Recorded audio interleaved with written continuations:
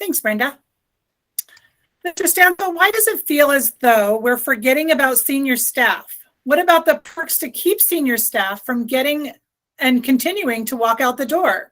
With such low numbers in every facility, why isn't it mandated to go 12-hour shifts across the board, at least temporarily? The facilities that are currently doing it seem much happier and well-rested. The amount of overtime that staff have been getting is only causing more call-offs, reassignments, and low morale. Some facilities continue to tell their staff. Well, that's a very good question.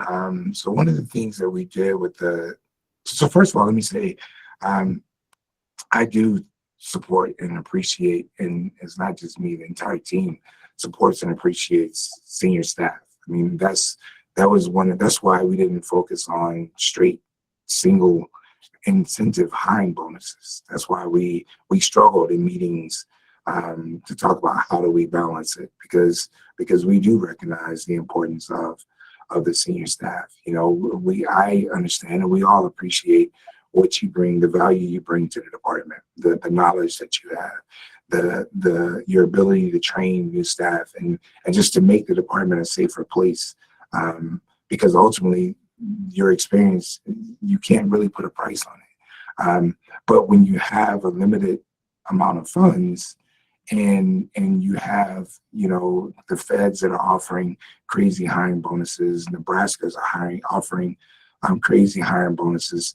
You know, if you only focus on the retention piece, then the overtime situation will never change. Because if you keep playing with the same number of chips and you never increase those chips, then your value in that your chip wallet is never going to change. So you have to look at it both ways. You have to look at how do we show the senior staff that we appreciate them and we want to retain them and we want to keep them around.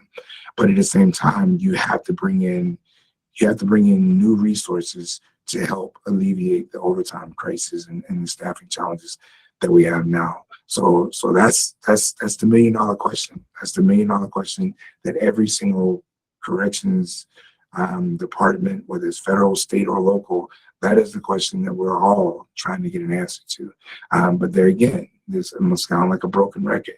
If you have suggestions, if you have ideas, I implore you to get them to us. Because we will be the first to admit that we don't have all the answers. Because if we did, we would have solved the problem a long time ago. Or if some other state or some other federal agency had figured it out, we would just steal their idea and apply it to the DOC. But no one's figured that out. So please provide us your input, provide us your suggestions, provide us your ideas, and just understand not all of them we're going to be able to do.